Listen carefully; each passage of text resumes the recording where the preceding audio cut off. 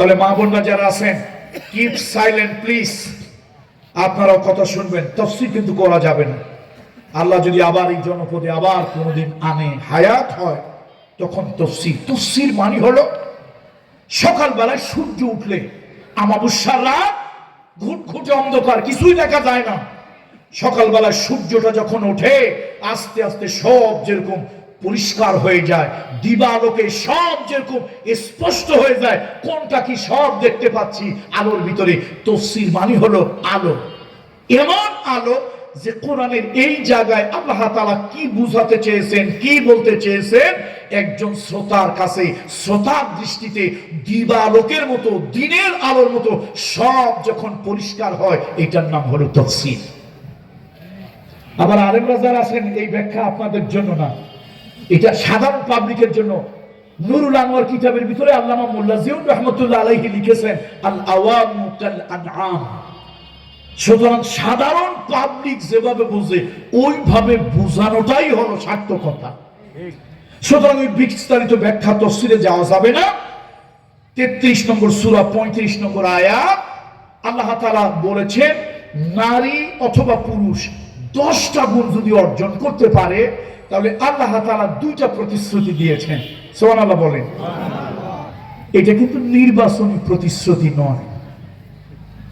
ওই সাইদি সাহেব মরহুম শহীদ আল্লামা দেলওয়ার হোসেন সাইদি নব্বরাল্লাহু মারকাদাহু ওয়া জাআলাল জান্নাতা মাসওয়াহু, আল্লাহর ওলি, সেই প্যারেড গ্রাউন্ড ময়দানে একবার একটা ওয়াজ করছিল।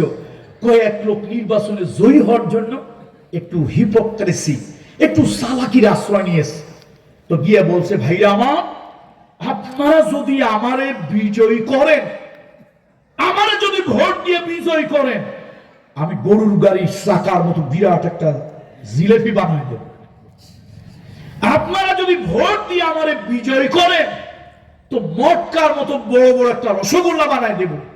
এখন এলাকার লোক সব একত্রিত হয়েছে, সর্বনাশ, এই জিনিস খাওয়া তো দূরের কথা, জীবনে চোখেই দেখি নাই। আচ্ছা সবাই মিলে আয় ওরে ভোট দেই। সবাই মিলে ভোট দিল। 5টা বছর ওই লোকটার আর কোনো দেখা সাক্ষাৎ পাওয়া গেল না। তার কারণ তিনি ছিলেন একজন সিজনাল বার্ড। তিনি হলো বসন্তের কোকিল। শীত যখন আসছে কোকিল আবার ঘনাইছে, নির্বাচন যখন আসছে আবার কোকিলকে পাওয়া গেছে। এবার জনগণ ধরল, আপনি তো ওয়াদা করছিলেন ভোট দিয়ে আপনার বিজয় করলে গরুর গাড়ির চাকার মতো জিলেপি বানায় দেবেন, মটকার মতো রসগোল্লা বানায় দেবেন, কই কিছুই তো দিলেন না। লোকটা কয়, ভাই ভোট দেওয়ার পর বিজয় হয়ে চিন্তা করলাম এত বড় জিলেপি তোমরা খাইবা কেমনে? 2.5 ইঞ্চি মুখ দিয়ে এত বড় জিলেপি, এটা কি খাওয়া সম্ভব? আমি চিন্তা করলাম তোমাদের কষ্ট হবে, যেহেতু আমি তোমাদের প্রতিনিধি, জনপ্রতিনিধি, তোমাদের সুখ দুঃখের কথা তো চিন্তা করতে হয়, এটা তোমাদের একটা কষ্টের কারণ হবে, এই জন্য আমি দেখাও করি নাই, ওইটা বানাইয়া তোমাদেরকে খাওয়াই না। কথা কিন্তু বুঝা। আল্লাহ তাআলার ওয়াদা জাগতিক কোন ব্যক্তির ওয়াদার মতো নয়। ওয়াদাল্লাহি হক। একটু দয়া করে আমার সাথে সবাই বলেন, ওয়াদাল্লাহি হক।